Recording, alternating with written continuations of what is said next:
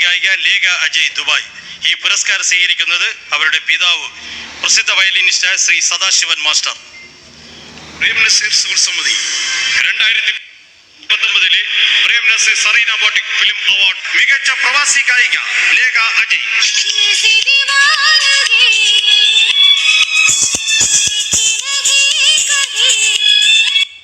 പുരസ്കാരം സമർപ്പിക്കുന്നത് ബഹുമാനപ്പെട്ട ഡെപ്യൂട്ടി മേയർ.